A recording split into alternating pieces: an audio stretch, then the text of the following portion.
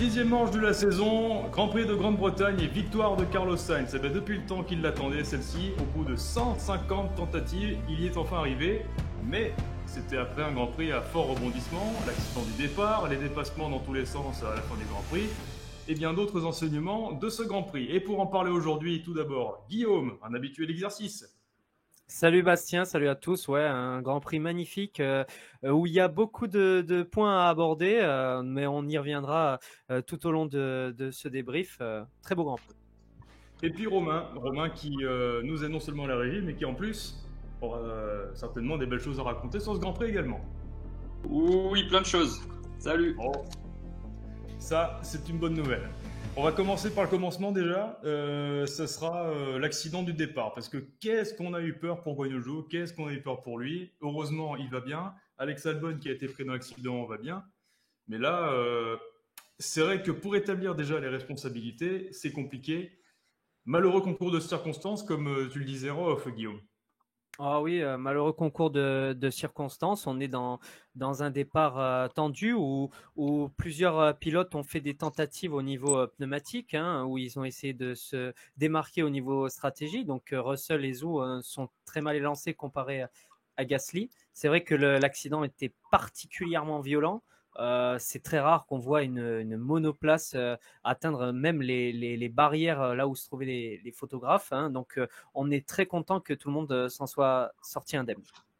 Ouais, puis en fait, c'est intéressant parce que du coup, il y a Franck Montagny qui débattait un peu pendant le drapeau rouge sur le type de revêtement qu'il faudrait en Formule 1 autour des circuits pour dire est-ce que finalement le gravier c'est mieux, est-ce que l'asphalte c'est mieux.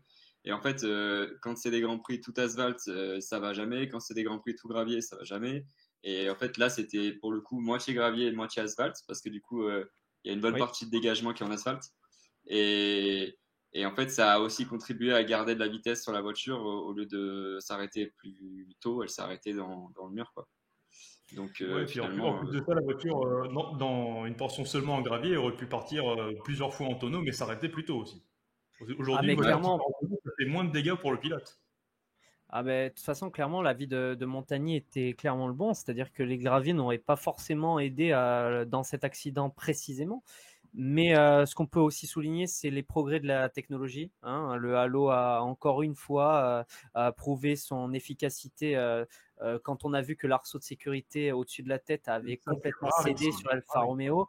Et je pense qu'au niveau de la FIA, ils vont garder la voiture sous scellé pour étudier justement les causes de cette rupture parce que c'est absolument pas normal.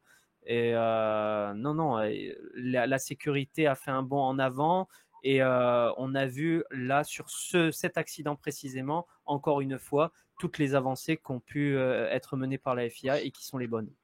c'est clair. Mais le halo, pour le coup, il y a pas que. Enfin, le halo, certes, ça a protégé parce que du coup, sans le halo, là, je pense que sa tête, elle aurait été bien Ah bah pliée de tous les clairement, côtés à cause du fait que l'arceau, lui, il soit parti. Mais il y a quand même, je me rappelle, je sais plus exactement en quelle année, mais je sais plus si c'est 2016 ou 2017, où ils avaient déjà relevé la hauteur au niveau ouais, de au niveau Hans. de, ouais, Juste Ouais, au à niveau des droite, il y a des prototypes, supports. Il y a des supports justement qui sont renforcés. Et ça avait déjà été relevé il y a déjà pas mal d'années. Du coup, je pense que ça aurait aussi pu contribuer à peut-être sauver un peu Zou si s'il n'y avait pas le halo, quoi. Bon, en ah, vrai, bon, on saura jamais. en tout cas, dans l'accident du départ, on a dénombré quand même pas mal de pilotes impliqués, dont George Russell, et en bon président du GPDA qui est allé au secours, en fait, en quelque Ouais, sorte, de Guanyu Zhou. c'était étonnant de le voir courir comme ça là. et C'était étonnant, surtout que, bon, avec sa voiture, il aurait certainement peut-être pu repartir, allons savoir, mais quoi qu'il en soit, il est allé au secours de Joe. Et puis d'ailleurs, ça marque la fin d'une série pour Russell. C'est la fin de sa série de top 5 qui avait été ininterrompue depuis le début de la saison. Ça, c'est aussi malheureux. Mais voilà, beaucoup de dégâts dans ce peloton. ben oui, après, concernant ça, franchement, je trouve ça. C'est vrai que le règlement a été appliqué, on peut pas leur reprocher, mais je trouve ça absolument. Enfin, il a rendu secours à un pilote qui était en danger, comme Senna a pu le faire quand Eric Comas avait la voiture en feu où il a éteint le moteur. à ce moment-là, je veux dire, chaque pilote a fait l'acte qui semblait être le bon. Et je pense que le sortir de la course à ce moment-là, sachant qu'on redonne la chance à Ocon qui a pu lui rentrer dans les stands mais qui s'est pas arrêté, je sais pas, je trouve ça un petit peu dommage. Après, bon, c'est la course, mais je trouve que l'acte de George Russell mérite les louanges du public, hein. Ça c'est sûr. Ouais, c'est vrai. Romain, qu'est-ce que t'en dis? Sur l'acte en soi, non, il n'y a rien à dire, quoi. Enfin, si, c'est ce que vous disiez en termes de fait de ne pas pouvoir reprendre la course, ça c'est une chose, mais du coup, pour lui, il est aussi un peu responsable, je pense, de l'accident. Il se dit et il voit la voiture de l'Alfa Romeo qui était juste à son côté, qui part en tête à queue parce que lui vient en tonneau parce que lui vient partir de travers et le toucher. Du coup, à mon avis, c'est aussi par acquis de conscience où il va checker en fait. C'est pas seulement parce qu'il est responsable de la sécurité ou quoi, c'est aussi Non, il se sent concerné, je pense, directement. Clairement. Ouais. Bon, en tout cas, voilà ce qu'on pouvait dire sur l'accident du départ. Bon, difficile d'analyser tout ça et d'établir des Mais responsabilités. ça fait des belles images en tout cas, hein. C'est des images qu'on n'a pas l'habitude de voir, que ce soit une voiture retournée, que ce soit un pilote sur un mur de pneus pour essayer de sauver son camarade. Ça fait des belles images, quoi.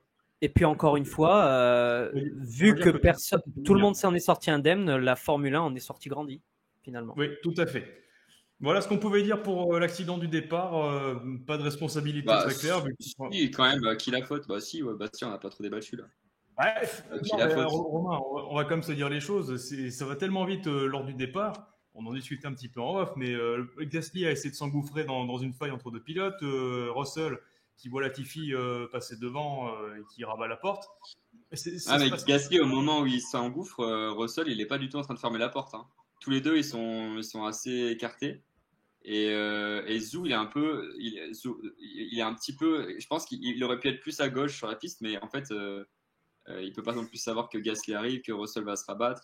Donc, du coup, ça se joue au centième de seconde, hein. Donc, on remarquera d'ailleurs que Gasly, en voyant que ça ne passe pas, met un coup de frein. Ah ouais, et puis pile. En tout cas, il lâche l'accélérateur.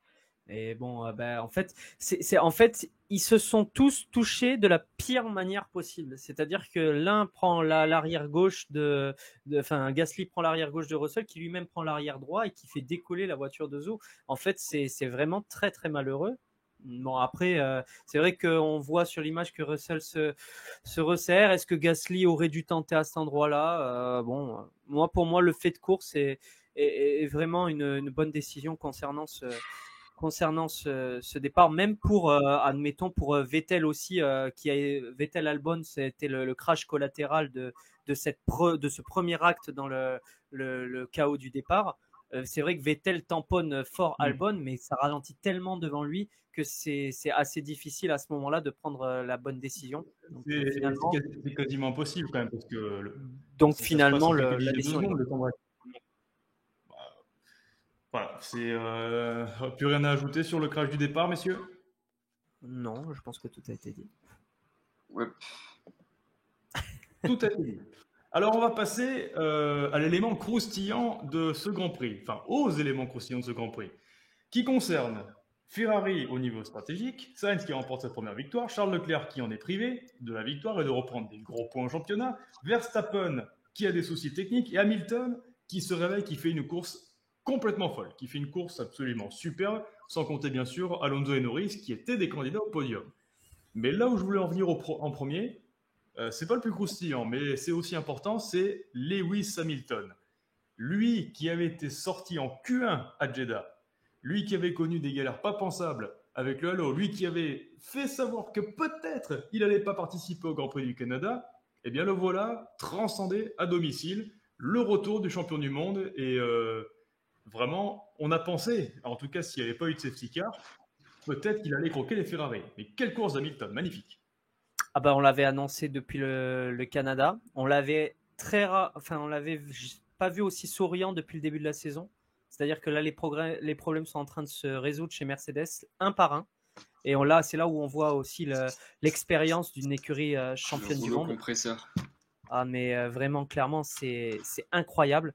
Et vraiment, Lewis Hamilton a été stratosphérique ce week-end. Je pense que la manœuvre qui résume le mieux sa course, c'est quand il dépasse Perez et Leclerc, les deux en un seul mouvement. Je pense que ça fera partie des dépassements de l'année, même s'il se fait redoubler derrière, c'est absolument prodigieux. Je l'avais donné vainqueur de la course avant même les exploits, et sans être un fada de Hamilton. C'est vrai que de revoir les Mercedes devant, ça fait plaisir. Ça veut dire qu'il y a 3 voitures qui sont capables de se battre pour la victoire. Et c'est ce qu'on attend de la F1. Ça fait très longtemps qu'on n'a pas eu ces batailles-là. Et vraiment, c'est de bon augure pour la suite du championnat. Ouais, mais c'était impressionnant aussi, à des moments, la différence de vitesse qu'il pouvait avoir avec les Ferrari, quand il les pourchassait, notamment quand il était 3e, où en fait on se disait, mais il rattrape tour à tour, il rattrapait 3-4 dixièmes sur les Ferrari. Et en fait, c'est aussi le circuit qui est propice à ça, quoi. C'est-à-dire que vraiment, Silverstone, c'est vraiment en adéquation avec la voiture.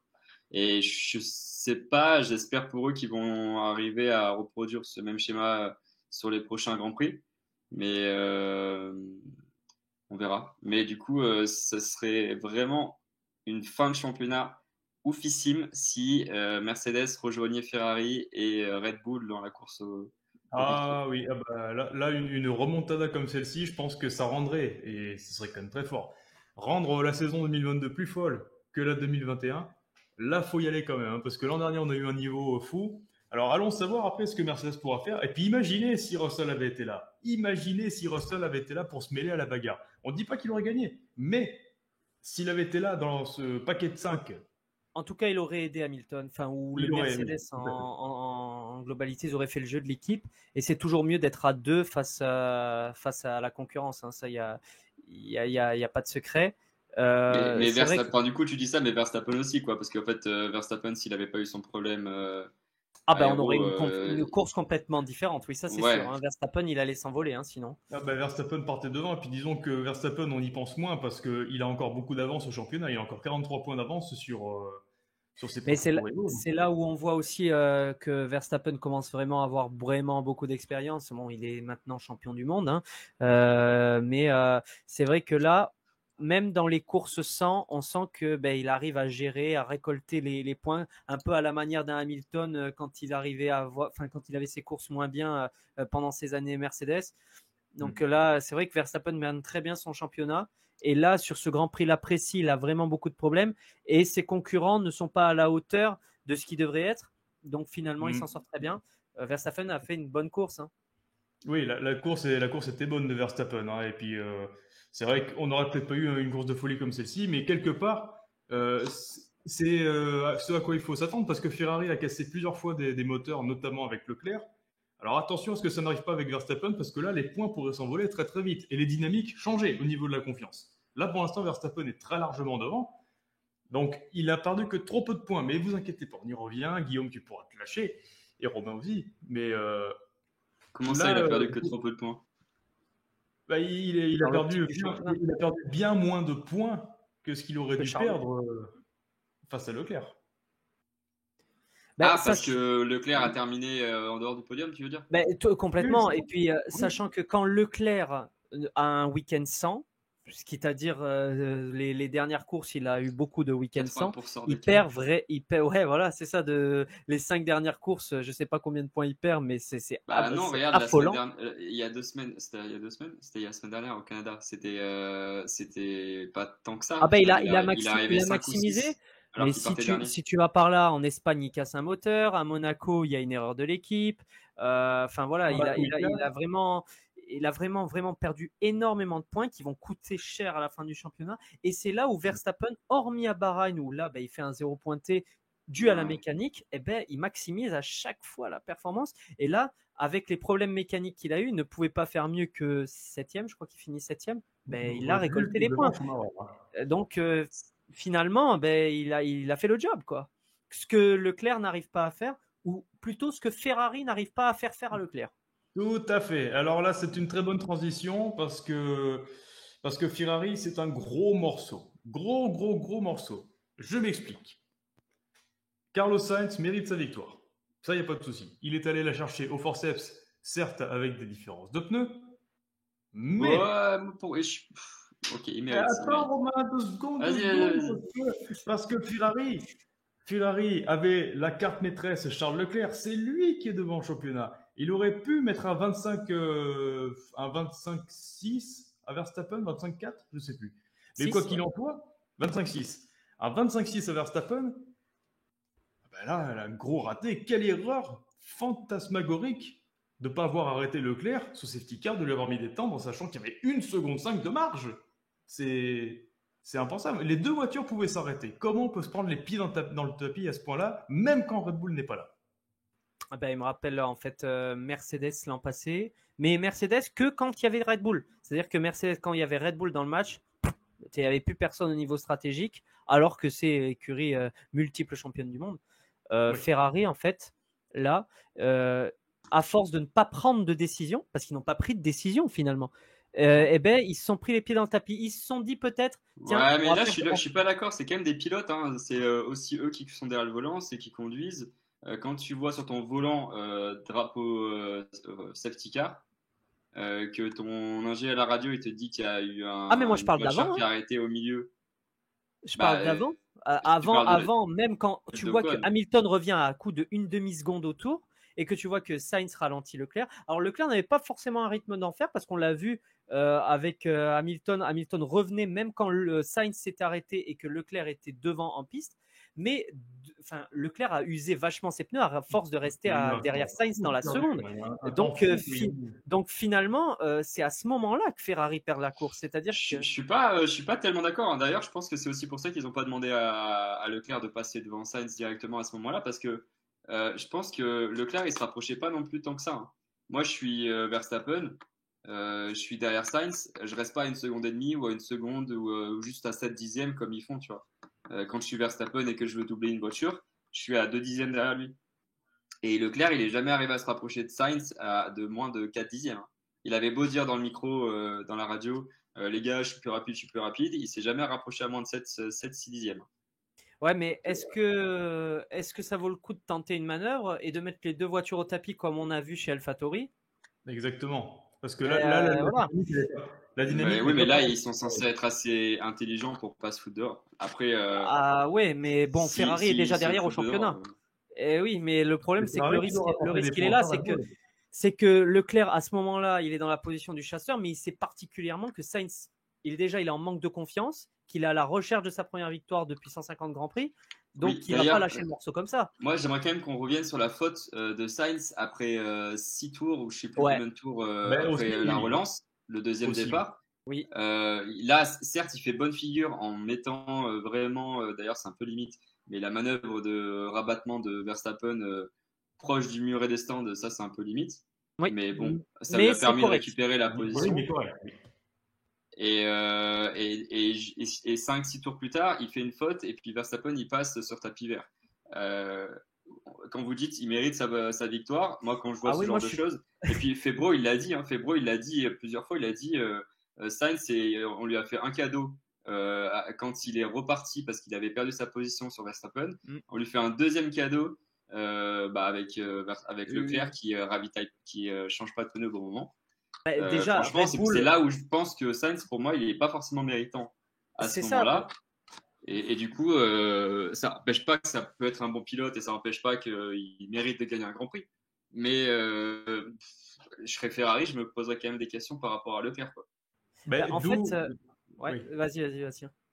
D'où ce que je disais sur Leclerc, en fait. Le problème, c'est que c'est Leclerc qui est devant le championnat, c'est lui, et c'est exactement ce que je disais tout à l'heure. Sainz, il est quand même allé la chercher sa victoire. Il aurait très bien pu faire le toutou et dire non, voilà. C'est compliqué à dire. Le cas Ferrari est tellement complexe parce que entre les erreurs et les victoires inattendues et improbables, c'est toujours compliqué de décider ça. C'est complètement ça. C'est-à-dire que c'est très compliqué à analyser. C'est-à-dire que je suis absolument d'accord avec Romain. C'est-à-dire que je pense que Carlos Sainz mérite une victoire, mais pas forcément sur ce Grand Prix. C'est-à-dire que sur ce Grand Prix, il a eu. Alors, au contraire de la plupart des Grands Prix où il n'a vraiment pas forcément eu de chance, là, sur ce Grand Prix, il a eu énormément de chance. C'est-à-dire qu'il a eu un départ raté, il y a eu l'accident du départ, on lui a réoffert la pole. Ensuite, il a quand même montré qu'il avait du caractère en tassant Verstappen, mais d'un autre côté, quand il est mis sous pression, on voit que il tient pas forcément longtemps puisque au bout de 6 tours, il fait une erreur. Mais derrière, il a encore eu la chance, malgré lui, que Red Bull ait un problème de fiabilité. Et ensuite, il a l'avantage stratégique offert par Ferrari. Est-ce que c'est volontaire? Est-ce que c'est pas volontaire? On ne sait pas et on le saura jamais puisque Mattia Binotto ne fera pas de conférence là-dessus. Mais en tout cas, ce qui est sûr, c'est ce qui est sûr, c'est que Leclerc a été complètement désavantagé. Oui, mais tu peux pas dire que c'est volontaire. On ne peut pas ne pas lui dire de rentrer à ce moment-là. À ce moment-là, si, moi je comprends pourquoi. C'est certain que les autres ils vont rentrer. Alors après, on pourrait très bien chercher très très loin le délire, mais dans le cas le plus improbable, on pourrait très bien penser que Ferrari aurait fait gagner Sainz pour qu'ils soient en confiance et qu'il y ait 2 voitures à la bagarre devant. C'est ce qu'il y a eu pour ce moment-là. Bon, allons savoir, on ne sait pas, parce qu'on n'est pas dans la tête des stratèges. Je ne suis pas aussi catégorique que ça, mais non, mais il n'empêche. J'entends, mais il n'empêche que Leclerc n'a certainement pas été avantagé sur ce Grand Prix-là, alors qu'il est désigné par Ferrari comme étant le candidat au titre, et il est le pilote ayant marqué le plus de points. Il y a un mois, on a fait un article sur le site où Binotto, c'était le moment où Ferrari perdait un peu du terrain sur Red Bull. Mais où Binotto a clairement dit le titre pilote n'est pas un objectif. Ah mais là, clairement, le titre pilote n'est pas un objectif, mais alors le titre constructeur non plus, puisque au lieu de faire 1 et 2, ils font 1 et 4. Donc finalement, c'est pas l'écurie qui a avantagé. C'est là où je me dis que si tu es constructeur et que tu veux pas favoriser ni Leclerc ni Sainz, mais qu'en fait tu veux pas mettre tes œufs dans le même panier, parce qu'il restait combien de tours? Il restait 17 il restait 10 tours. Au moment de la relance safety car, il restait 10 tours. Il restait pas. Non, mais au niveau, quand il est rentré, je crois qu'il en restait beaucoup plus parce que du coup, il y a eu après l'entrée de la safety car. Il restait une quinzaine de tours. Il restait 15 tours, je crois, un truc comme ça. Et donc, il reste 15 tours. Tu te dis, ton pilote, il a 10 tours d'usure et ils avaient 5-6 tours d'écart entre les 2 pilotes Ferrari. Donc, ils se sont dit, OK, on prend peut-être pas de risque avec les 2 pilotes. Il y en a un qui rentre pour couvrir la stratégie de Verstappen au cas où il rentre et l'autre, il rentre pas. Et ils se sont dit, on laisse Leclerc devant. Et en fait, ouais. Mais encore une fois, et là c'est Febro qui a pris le bon exemple, c'est que ils ont été frileux puisque l'exemple type c'est Hamilton à Abu Dhabi. Ils ont eu peur de rentrer pour ne pas ressortir derrière Max Verstappen. Et puis au final, qu'est-ce que ça leur a coûté? Un championnat du monde, puisque derrière Verstappen il double Hamilton mais facilement. Et encore Leclerc a été héroïque. La différence c'est que il a été héroïque sur sa défense, hein. Vraiment. Oui, ça je voulais y venir quand même. Attends. Autant, c'est vrai qu'au début, j'avais pensé que Leclerc n'avait pas de rythme par rapport à Verstappen, mais par contre, ce qu'il est capable de faire à la bagarre, avec un aileron cassé. Attends, un aileron cassé, des pneus durs usés contre des voitures intactes et avec des pneus tendres neufs. Faire l'extérieur dans Cops. Non mais je me souviens pas avoir vu ça, moi. Il y avait du Gilles Villeneuve là-dedans, hein. Ah mais clairement. C'est exactement ça. Charles Leclerc, il me rappelle un peu Gilles Villeneuve, hein. Quand je revois les images de Gilles Villeneuve, il me rappelle exactement Charles Leclerc. C'est un truc de fou. Mais non, c'était beau. Mais je sais pas si on va y revenir aussi sur plus loin, mais c'est vrai que la bataille des 6-7 derniers tours, c'était oufissime. Ah oui. C'était un truc de malade. Mémorable. Mais ce qui était frustrant, c'est que du coup, si tu étais pour un pilote, et en fait, toutes les 5 secondes, ça changeait. Donc en fait, tu étais là, ah oui. Il y a de quoi perdre ses nerfs, hein, parce que en plus, Leclerc, on dirait que le terrain des bagarres, c'est Silverstone pour lui, parce qu'il avait déjà affronté Verstappen avec brio. C'est vrai. Et Hamilton dans les derniers tours aussi l'an passé. Hein. En plus, oui. Donc vraiment, Charles Leclerc, à la bagarre, il est excellentissime. Ça, c'est magnifique. Puis Pérez, accompagné d'Alonso et Norris. Alonso et Norris, Alonso, je l'ai presque vu attaquer juste avant haut de côte. Ah, mais à un moment donné, j'ai cru que Pérez allait refaire le coup de Bahreïn. Hein. Ah, mais clairement, là, tu te dis, il repart dans les bas-fonds du classement. Il a eu un souci au départ avec son aileron. Mais il est presque à aller chercher la victoire. C'est vrai qu'il a mis un peu de temps à dépasser Leclerc. s'il avait dépassé Leclerc avant, est-ce que ce serait Il va passé aller plus chercher différemment? Sainz. Alors ça, j'en suis sûr qu'il va aller chercher Sainz.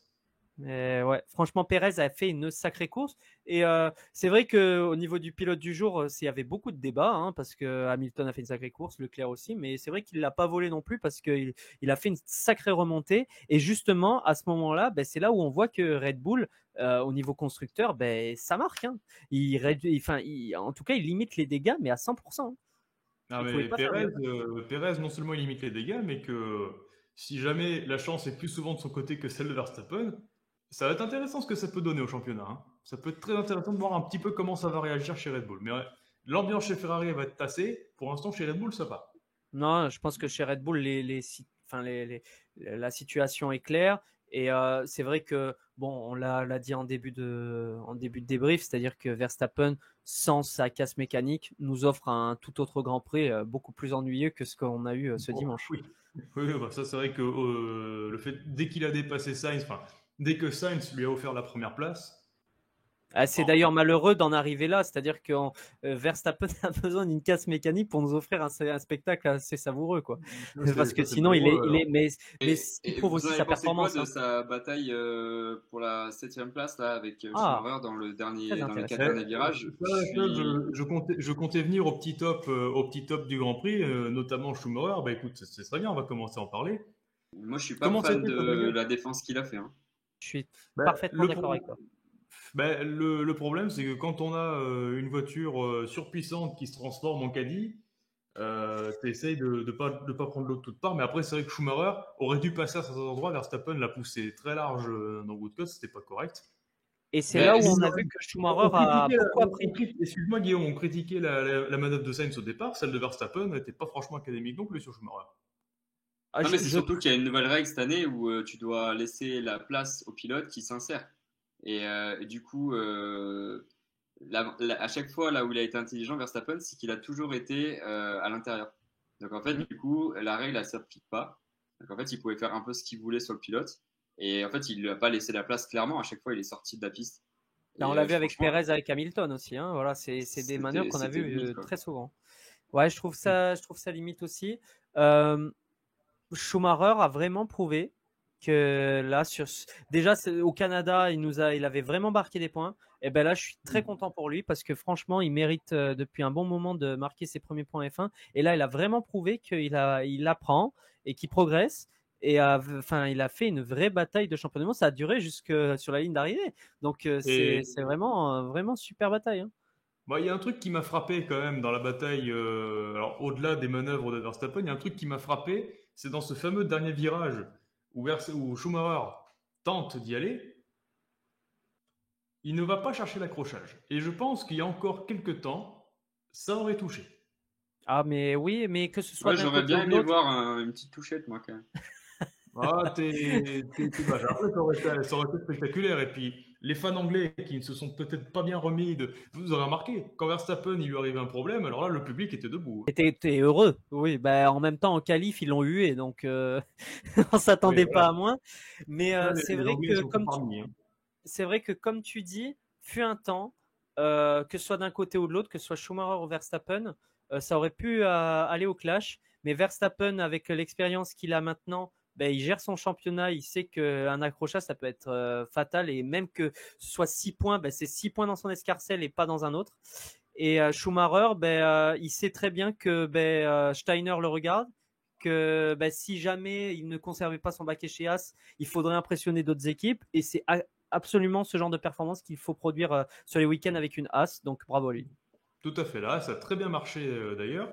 Et puis, je voulais comment en venir à un autre petit top aussi. Alors, même s'il n'a pas marqué de points, Latifi qui fait une belle course.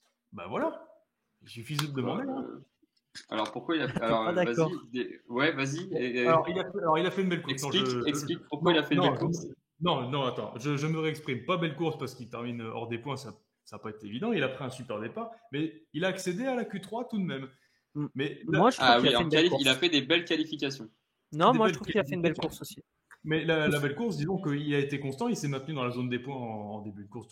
Tout simplement parce qu'il sort de la zone des points au moment où il y a la safety car. Tout à fait. Donc, à un moment donné, ça a rebattu les cartes à ce moment-là et il a été victime de ça. On sait toujours que quand il y a des safety cars, il y a des gagnants et des perdants. Leclerc en a fait les frais notamment. Mais je trouve que Latifi, et Dieu sait si on lui a tapé sur les doigts depuis le début de la saison, mais là, franchement, il fait une Q3. Bon, avec une Williams, il a été exceptionnel. Il fait un bon départ. Il double Zhou et Russell. Il fait un deuxième bon départ, puisque le deuxième départ, il perd pas de place. Il en gagne pas non plus, mais il en perd pas. Il reste dans la zone des points. C'est vrai qu'il fait une course anonyme, mais bon, avec une Williams, on lui demande pas non plus de faire des choses extraordinaires. Et il termine à la porte des points. Est-ce qu'il pouvait viser mieux? Je suis pas sûr. Non, tu vois, là, tu me ôtes tous les mots de la bouche, Guillaume. Moi, je suis pas d'accord. Romain, il n'est pas d'accord. Non, ouais, parce que j'ai l'impression que l'image, elle est un peu biaisée. Stroll, la semaine dernière, j'étais dans le même état d'esprit que toi. Et puis, non, mais l'image, elle est un peu biaisée parce que déjà, vous n'avez pas Albon, donc vous savez pas ce qu'Albon aurait pu faire. Ensuite, effectivement, la safety car, il était au-dessus tout le week-end, non? Non, mais attends, Romain, avec des si, Mazepin aurait été champion du monde l'an dernier. Hein. Non, mais bien sûr, mais je veux dire, Latifi, là, vous dites qu'il a fait une belle perf parce que pendant 15 tours, il était dans les points. Quoi. Ah non, oui, il a été pendant toute la course. Pendant 15 tours, il n'a pas été dans les points. Il était dixième, hein, juste avant. Non. Moi, j'ai l'impression que vous êtes en train de féliciter un mauvais élève qui a eu des zéros toute l'année et qui vient d'avoir un 5 là.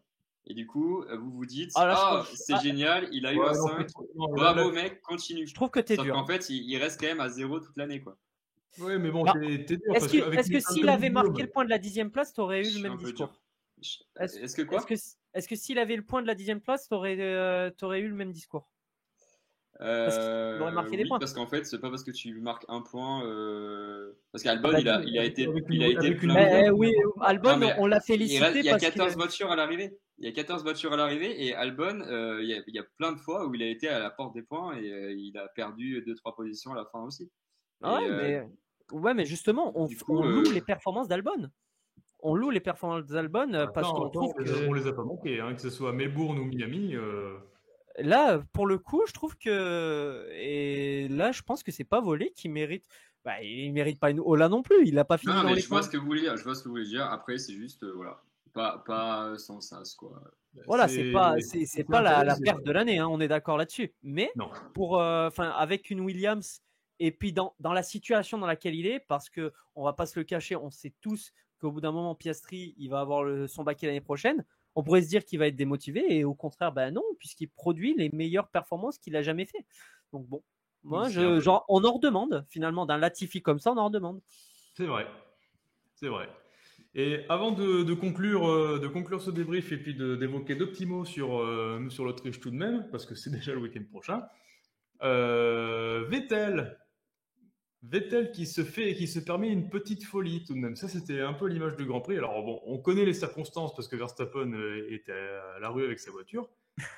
Mais Vettel, quand il veut, voilà ce qu'il est capable de faire. Oui. Et alors, est-ce que je suis trop optimiste? Est-ce que je suis trop... difficile à dire, mais Vettel score des points. C'est une belle image, mais il n'y a rien d'exceptionnel non plus. Quoi. Là, je suis d'accord. À l'extérieur, il fait l'extérieur. Il y avait des pneus chauds. Voilà, quand Verstappen sort des stands, donc du coup. Mais c'est une belle manœuvre. Mais bon, il y a rien. Non, on a eu des très belles images sur ce Grand Prix. On a eu une course qui était spectaculaire.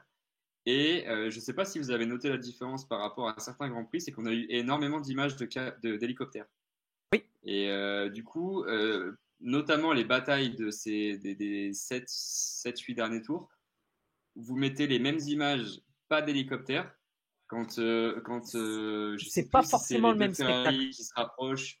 Ouais. Et je crois que c'est Pérez qui se rapproche des Ferrari en aspiration. Oui. Ou je sais plus à quel moment. Mais en fait, on voit vraiment l'image des deux monoplaces qui sont les unes au-dessus des autres comme ça, qui se rapprochent. Et ça, Copse, que ce soit Copse ou que ce soit tous les autres virages de Silverstone, c'est vrai. Il fallait qu'on en vienne quand même, parce que parmi les 5 furieux pour la deuxième place, il y avait Fernando Alonso. Bon, alors Esteban Ocon. Ouais. Et d'ailleurs, il a demandé une pénalité qui n'a pas été attribuée. Hein. Il a dit, je ne sais plus qui. Pérez pour le Pérez et Leclerc. Hamilton, non, c'est Leclerc pour avoir gagné un avantage à la chicane là, justement pour le double dépassement d'Hamilton, et Pérez pour avoir pour avoir poussé dehors Lewis Hamilton, quoi. 2 pénalités Et je crois qu'il disait qu'en fin de course, je crois que Hamilton l'avait aussi l'avait tassé. tassé. Ah, Et d'accord. que si ils appliquaient le règlement qu'ils avaient appliqué les courses précédentes, il aurait dû avoir 5 secondes de pénalité Hamilton pour Alonso. Et C'est du vrai coup, que il n'y a eu aucune pénalité sur les derniers tours. c'est vrai que ça, c'est un problème au Ils niveau ont du privilégié le règlement, mais spectacle. voilà, en fait, on a un problème à ce niveau-là, c'est que le règlement est soumis beaucoup à interprétation. On a l'impression de se répéter à chaque fois. Et le problème, c'est que tant qu'on n'a pas des règles claires, en fait, les décisions seront aléatoires.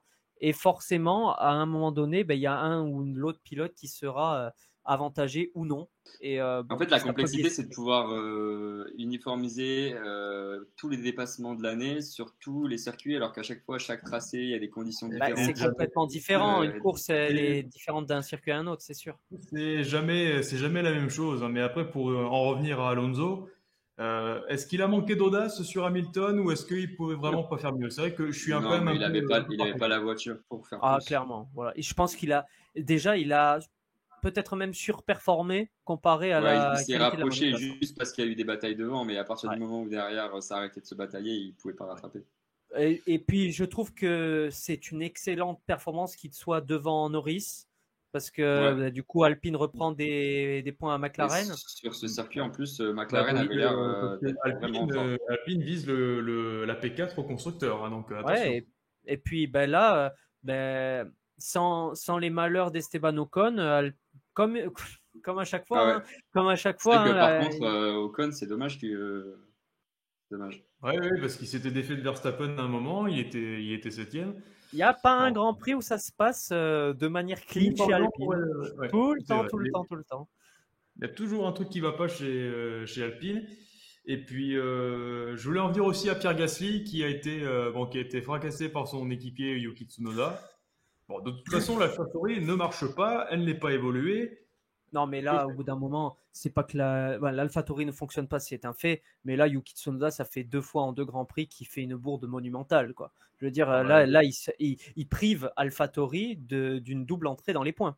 Parce que les 2 voitures étaient dans les points. Et c'est une bataille ridicule parce qu'il était même pas à côté quand il tente le dépassement. Donc, c'est sorti de nulle part. Non, disons qu'au départ, il était à l'extérieur, puis il a recoupé à l'intérieur. Bon, ça, c'était une jolie manœuvre, mais quel intérêt. C'est pas comme ça qu'il va marquer des points aux yeux de ses patrons, hein, ça c'est sûr. Non, et pourtant, il y avait des motifs d'espoir pour Tsunoda qui avait fait des belles prestations à un certain moment, et puis après. Ah oui, non, mais on remet pas en doute son talent sur le reste du calendrier. Mais bon, en fait, Tsunoda, ce qui lui manque, c'est la régularité. C'est comme Stroll. Il a été un peu kamikaze. C'est bizarre Voilà. parce que c'est très japonais dans l'esprit du coup, parce qu'en fait, on parle pas de kamikaze pour rien en Formule 1. À chaque fois, c'est des pilotes japonais, quoi. Et là, c'est vrai qu'on rappelle un peu Takuma Sato, ouais. ouais, mais non, mais c'est ça. Et du coup, bon, Gasly, après, il n'était pas spécialement supérieur sur ce Grand Prix par rapport à Tsunoda. Et d'ailleurs, depuis plusieurs courses, la tendance n'est pas forcément à beaucoup d'écart entre les deux pilotes. Ah non, enfin, je veux dire, Tsunoda a progressé, c'est indéniable. Mais là, en fait, il refait beaucoup d'erreurs. Est-ce qu'il se sent sous pression par rapport à... Parce que Auger performe plutôt pas mal en F2, sans se faire percuter par Nissany. Bon, ça, c'est une autre histoire. Mais Tsunoda, je pense qu'il sent très bien qu'il est sous pression, puisque Gasly a signé, donc s'il y a un baquet qui doit sauter, c'est le sien. Et il recommence à faire des erreurs évitables comme il faisait l'année dernière, alors que son début de saison avait été particulièrement bon et qu'on l'avait souligné justement qu'il avait peut-être même été meilleur que Gasly. Tu dis quelque chose d'intéressant, c'est que ce week-end, du coup, c'est officiellement la nouveauté, c'est que Gasly a re-signé. Et pour 1 an seulement. Mais du coup, quand tu vois que tu es derrière le pilote qui vient de signer son contrat, tu te dis, en fait, juste à le dépasser et je prouve que je suis meilleur que lui, quoi. Ouais, mais le problème, c'est que... Du coup, il a essayé de faire ça. Ouais, mais je veux dire, il était dans la zone DRS alors que Gasly avait pas de pilote devant lui. Il aurait très bien pu le dépasser 2 virages plus loin. Et les deux voitures auraient continué à être dans la zone des points et ça aurait pu être un super résultat d'équipe. Et au lieu de ça, tu prives l'écurie de points, tu te pénalises toi-même et tu pénalises ton coéquipier. Je pense que la manœuvre est très réprimandable. Un coéquipier français qui, par ailleurs, on sent qu'il commence à en avoir marre. Et ça, je dirais, pour en terminer sur cette partie, à moins que vous n'ayez rien à rajouter, qu'il commence vraiment à en avoir marre. Oui, Et mais le il est problème, respectueux quand même dans la façon de Ouais. Il en a marre, mais il est respectueux, oui. Et comme- j'ai l'impression qu'il était moins énervé que Leclerc avec Binotto. Ouais, Leclerc, il s'est fait tirer les oreilles par Binotto après, donc. Après, je pense que, comme le disait, on en parlait en off, comme le disait Morgan quand on en discutait, c'est-à-dire que au niveau de l'attaché de presse, on lui a clairement fait savoir, qu'il avait certaines choses à dire et certaines choses à ne pas dire, et c'est particulièrement énervant quand tu sens un pilote comme ça. Je me rappelle de Jean-Éric Vergne qui a été dans le même état d'esprit, peut-être un peu encore pire que Pierre Gasly à son époque. Donc c'est pas terrible quand même comme ambiance. C'est très cloisonné. Voilà, en gros, ce qu'on pouvait dire sur ce Grand Prix de Grande-Bretagne en condensant un petit peu tout ça. Maintenant, Si, on peut parler de Ricardo quand même, qui est avant-dernier alors qu'il y a 14 voitures à l'arrivée. alors qu'il a une McLaren et que son coéquipier est 6ème. Ça, justement. On peut en parler ou on a totalement oublié? C'est pour ça que j'avais demandé si vous n'avez rien à rajouter. Donc, Ricciardo, ça n'a pas été bon. Pour Ricciardo, mais bon, puisque la performance de Latifi ne te fait ni chaud ni froid à la deuxième place, pourquoi Ricciardo te ferait tant d'effet? Ah non, mais alors c'est ça qui est affreux, c'est que on peut pas comparer Albon avec Latifi parce qu'Albon n'est pas dans le Grand Prix. Par contre, Norris est 6ème. Il a été dans le top 5 quasiment tout le temps, Norris, donc à ce Grand Prix en tout cas. Et du coup, la McLaren, elle fonctionnait ici, quoi. Donc du coup, Ricciardo, on s'attend à ce qu'il fasse quelque chose de bien. C'est incompréhensible. Mais même si, quand je dis bien pour Ricciardo, sachant le début de saison qu'il a, c'est au moins, voilà, c'est dans le top 10. Ouais. Il est 13e. Alors vous allez me dire, ok, il y a la safety car qui rentre, il y a des aléas. Ah non, mais il n'a jamais été dans la zone des points pour le coup. Lui. Non, Ricciardo, on l'a pas vu de la course. On l'a pas vu de la course, Ricciardo. C'est pas compliqué. Je ne vais même pas l'avoir vu. Non, il n'a pas été retransmis. Regardez, si on fait le point sur les coéquipiers, parce que là on va arriver à la c'est lui qui prend le plus cher. On va devoir faire les points sur les coéquipiers, sur les voitures, etc. Si on regarde Verstappen, Perez, regardez le classement. Ils sont premiers et deuxièmes. Ils sont proches. Oui, mais ils sont proches. Leclerc et Sainz, ils sont 3 et 4. Oui. Donc, en fait, ils sont tous globalement à chaque Grand Prix, même si Leclerc est un peu tendance, ils sont quand même tous assez proches. Si on regarde les Alpines, Ocon et Alonso, ils sont quand même assez proches, même si Alonso a une petite tendance à être devant. Même les As, elles ont quand même une tendance à se rapprocher en ce moment-là. Vettel est toujours un peu devant Stroll. Latifi sur Albon, ok. Sur ce grand Prix, McLaren avec Ricciardo et Norris. C'est vrai. Ricciardo, mais il est tellement loin. Mais c'est malaisant. Le problème, c'est qu'il sent que le vent est en train de tourner dans le mauvais sens pour lui et que Colton Herta risque. Ah non, mais ça fait mal au cœur de voir un pilote de ce calibre mais galérer à ce point. Mais c'est et en fait, j'ai l'impression qu'il essaye même pas de changer les choses. En fait, j'ai l'impression qu'il s'est un peu résigné peut-être. Ouais. Mais en fait, il a tellement. Je crois qu'il a faire le mariole dans la voiture. T'es là, mais à un moment, mec, faut que t'arrêtes de. Ah ouais, mais là, mais tu le vois plus sourire. Tu le vois plus sourire même. Si, ce week-end, il l'a fait. Il faisait les mais c'est un sourire de façade. Oui, voilà, mais c'est pas le vrai sourire à la Ricciardo, il faisait le comme d'habitude, quoi. D'habitude, c'est spontané. Là, tu sens que c'est forcé.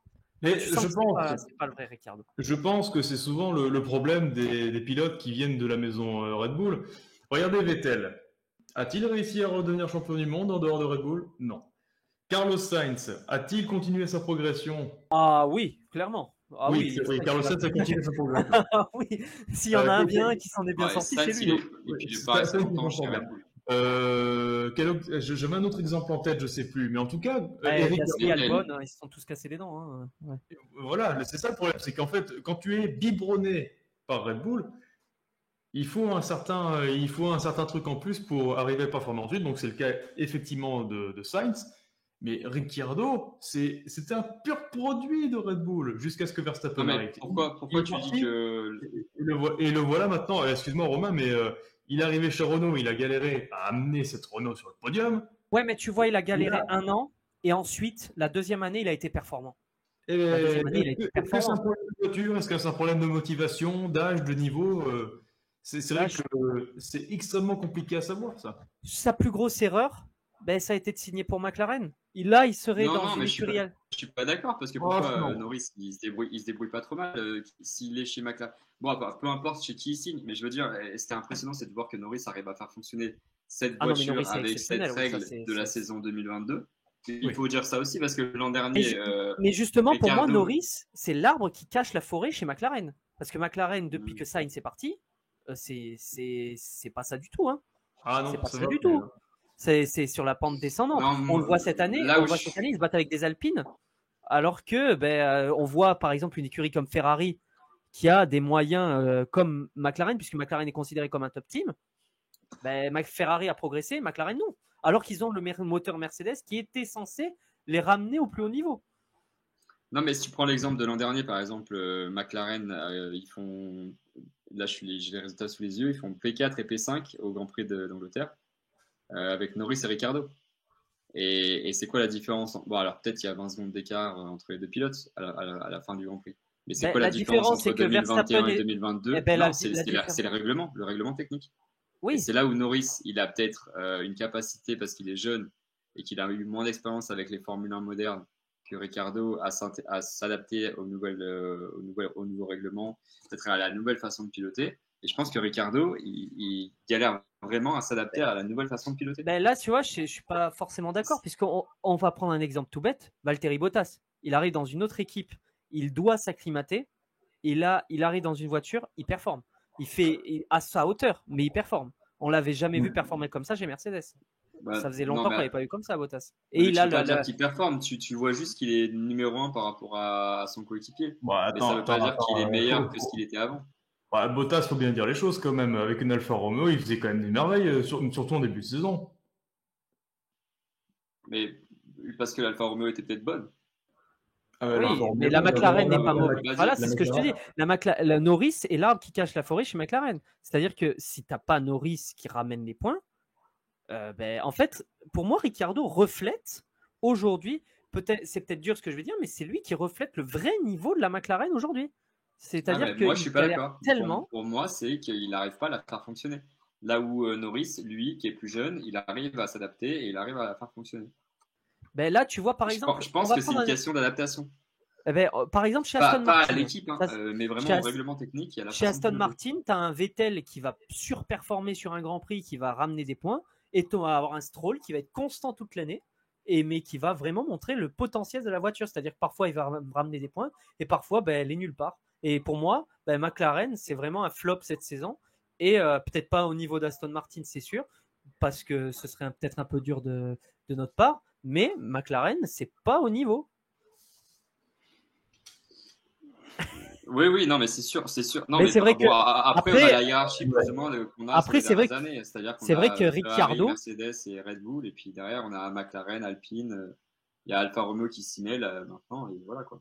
Après, c'est vrai que Ricciardo est à des années-lumière de ses années de gloire, ça c'est sûr. Hein. Voilà. Ça, il va falloir qu'on voit un petit peu comment la suite va se dérouler, notamment ce fameux Grand Prix d'Autriche, parce que l'Angleterre, ça a été fou. L'Autriche, les terres de Red Bull, où Verstappen a déjà gagné plusieurs fois. En tout cas, que ce soit pour McLaren, que ce soit pour Williams, pour les autres qui ont connu un flop ou pour les meilleurs, il y aura beaucoup de leçons à tirer de ce Grand Prix. Un petit mot de la fin avant de conclure ce débrief, messieurs. L'Autriche, même acabit que l'Angleterre, ou pas sûr? Pas sûr. Le même acabit sur la course sprint, peut-être, parce que la course sprint, il peut toujours y avoir des choses. Format sprint week-end prochain. Mais la course, personnellement, je pense que Red Bull sera au-dessus du lot. Mais c'est un avis personnel. Je pense aussi. Je pense que Verstappen va frapper un grand coup. Je pense que Verstappen. Non, il n'a pas de pronostic. Moi, je Oh, pense que non, non, Mercedes non. va faire un step back par rapport aux deux autres équipes, mais je pense Oui. qu'il y aura toujours ce petit duel quand même entre les Un step back. qualifications Ah d'accord, tu et penses la qu'ils ont... course. Ouais, peut-être sur cette piste-là, t'as raison. Ouais, je pense que Mercedes, ils ont fait belle figure ce week-end. D'ailleurs, si on regarde un peu les résultats de ce week-end et qu'on les compare avec Bahreïn, Mercedes était très fort aussi à Bahreïn. C'est vrai. Et du coup, au final, en fait, c'est un peu deux circuits. Enfin, très fort. Quand je dis je veux très dire, fort, ils non, étaient mais ils étaient troisième force à ce moment-là. Ils ont fait un podium. Voilà, parce mais qu'il y a là, eu pour aussi moi, des clairement, problèmes ils des étaient la Red Bull. deuxième force. Il y avait Verstappen. Ils étaient- Il y avait ils étaient à la Verstappen, deuxième. ok, Ouais. mais pour moi, ils étaient peut-être au-dessus de Ferrari même. Hein. C'est juste que ça s'est mal goupillé.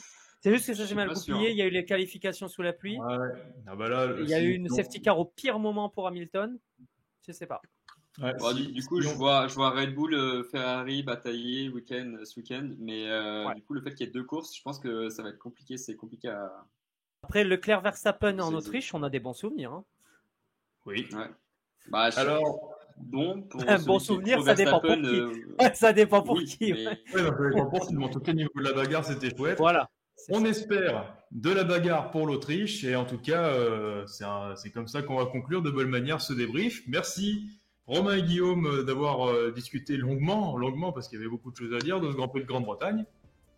Merci Merci à à toi, toi. Bastien, pour la présentation et à la prochaine pour le Grand Prix. à la prochaine, les gars. Eh ben oui, à la prochaine les gars. Ciao ciao, merci de nous suivre. À bientôt sur Motors Inside. Salut. Salut.